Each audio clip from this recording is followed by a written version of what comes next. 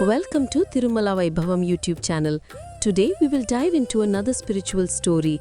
Do subscribe and like the video for more such deep spiritual content.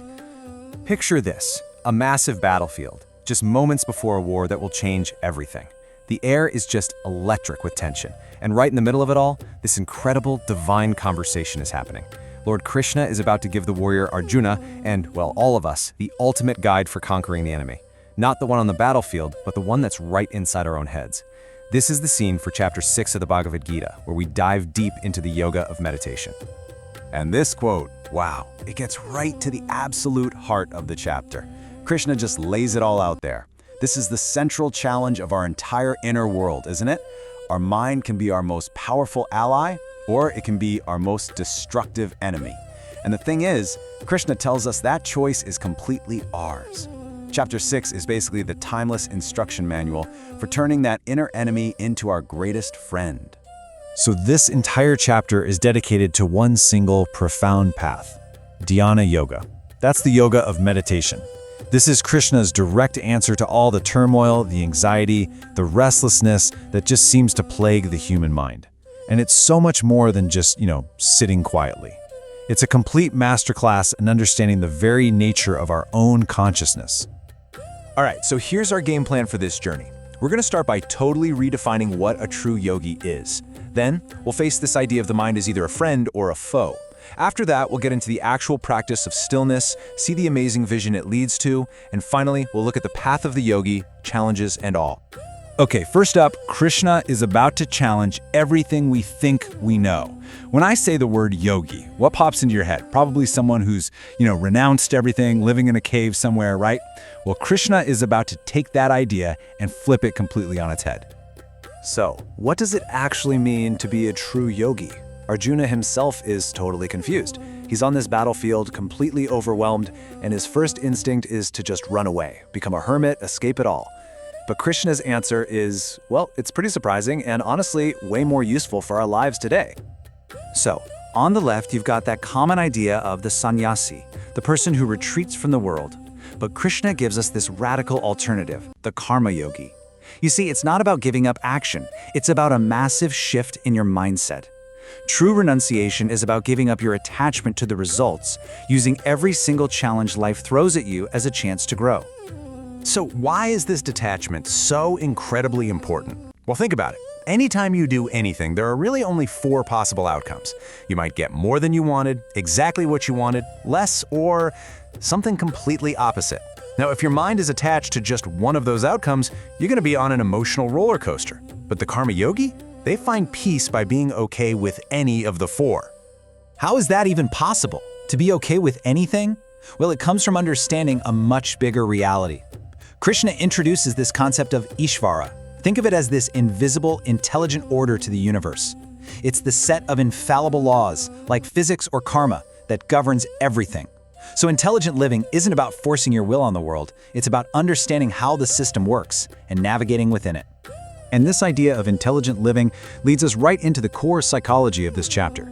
We've seen what a karma yogi does, but now Krishna takes us deeper, onto the inner battlefield where all of this really happens, inside the mind itself. Just let that sink in for a moment. This verse is so empowering. Krishna is basically saying it's all on us. The responsibility for our inner world is right here, on our own shoulders. We have the power to be our own biggest supporter or our own worst saboteur. Nobody else can do this for us. We have to lift ourselves by ourselves. So here's the bottom line. The mind is an instrument. That's all it is. And that exact same tool can either build a prison around you or it can set you free. A mind that's just lost in the world, chasing desires, reacting to everything, that leads to bondage. But a mind that is detached, self-aware, that leads to liberation. It's really that simple and that profound. And what does it look like when the mind is our enemy? Oh, we all know that voice, don't we? It's the one that whispers, "This is too hard for you," or "You're not good enough." It's the source of negative self-talk, that weird pride that demands respect from others and then gets hurt when it doesn't get it. And it can even create this sneaky spiritual pride, where we start looking down on others. That's the mind working against you. But when the mind becomes your friend, that's a total game changer. You start to reframe your language. Instead of "I don't get it," it becomes "Okay, I don't get this one part yet." Your mind becomes patient with you, it becomes your coach, not your critic, and it becomes humble, recognizing that any success we have is built on the help of so many others. Okay, so we totally get the why now. We have to master the mind. But that leads to the big question: how? Well, Krishna doesn't just leave Arjuna or us hanging. He gives a direct, practical, step-by-step guide on how to actually do it. This isn't just philosophy, it's an instruction manual. I mean, listen to how specific he gets. First, find a clean, quiet spot. Then, get your seat right, firm, not too high or low. The posture is key: body, head and neck straight and still. Then the gaze. You look at the tip of your nose, not to actually see your nose, but to keep your eyes from wandering all over the place. And finally, the inner state: calm, fearless, focused on the goal. This is the perfect setup for inner exploration. And here's a crucial point. This practice isn't just for the 20 minutes you're sitting on a cushion. It's about your whole life. As you can see here, balance is everything. A yogi avoids extremes. They're moderate in what they eat, how they sleep, how they work. Why? Because if your life is chaos, your mind is going to be chaos. Simple as that. It makes deep meditation pretty much impossible. Now, for anyone who's ever tried meditating and gotten frustrated, which is probably everyone, Krishna has these incredible words of encouragement. This is not a quick fix. It's a slow, steady process. The key ingredients are patience, slowly and steadily, and conviction. You have to believe it's possible. With those two things, even the most restless mind can find focus.